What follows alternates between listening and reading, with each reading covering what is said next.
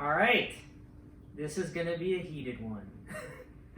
I'm gonna talk a little bit about why nobody in their right mind should own a Keurig.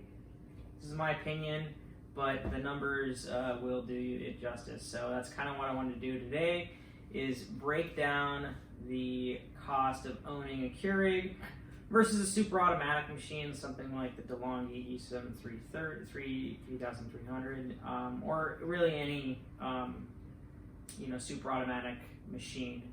Which I understand it's an espresso versus a coffee machine, but you could definitely make a standard coffee by just pushing more water through it. So I'm going to go through the numbers. Please remember to like and subscribe. I'm trying to get up to about 1,000 subscribers so we can monetize a little bit, help me make more videos. Anyways, let's get into the numbers. So Keurig is 69 bucks. Not a very expensive machine. That was just the standard one that I found. And a super automatic machine, you can get, I'll post one in the comments. You can get one for as cheap as $300, but more than likely you're going to be closer to $500. I know that sounds like a hell of a lot more money than the Keurig, but trust me, it becomes cheaper. So the cost of a coffee pod has about 11 grams of coffee. So we're going to get real detailed. 11 grams of coffee, and it's about 58 cents on average. This is all US dollars for one coffee pod. So that's 58 cents per cup of coffee basically. In the same category, I used a coffee that's very, very good. There's a couple different ones, but the one that I chose for the cost breakdown, because it to me meets my criteria of good coffee, is the Lavazza Super Crema. And that comes out to about 24 cents per 11 grams, which is the equivalent amount of coffee for the coffee pod.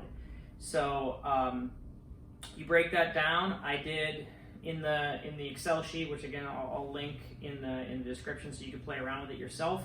I put 4 cups of coffee a day. Husband, wife, or whatever, kids, family. The average person has 2 cups of coffee per day. So for a household, I was putting 4.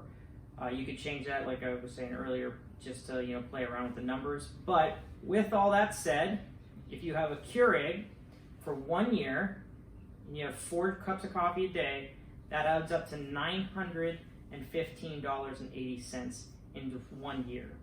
For the same equivalent machine, say you go all out and you buy a $500 machine, like the Delonghi I reviewed earlier. That's only going to add up to $849, and the numbers every year just keep getting exaggerated. So if you go down to 5 years, which the average person keeps their coffee machine in America about 5 to 7 years, that goes from on the Keurig it's $4,303, and for the Delonghi it's only $2,251. So it's basically half the price. So I'm basically begging you to not buy one of those machines. There's plenty of other reasons not to do it. The cost of the pods is, I know, very expensive. But the other thing too is the environment. The plastics are not great. You can't recycle them. They've been working on it, but they're still not there. The quality of coffee, you can get really expensive Starbucks coffee, but it's pre-ground coffee. The coffee is not good. It's stale basically. The other thing I want to do is compare, just in case anybody thinks it's cheaper to go to Starbucks. It's not. If you were to just do a standard cup of coffee, a tall coffee, it's $1.89 each. And I've actually broken it down to only 2 cups for Starbucks.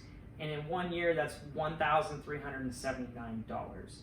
So again, you go to a Delonghi that's $500, it's $849 versus that. So it's just so much cheaper to get a super automatic, and I don't really think of a better option. It's super simple. You put beans in there, you hit a button, you get coffee. So there's not too many arguments against it, other than initial cost. So that's the video. Hopefully you guys liked it. Again, please shoot me a subscription or like. Thanks. Bye.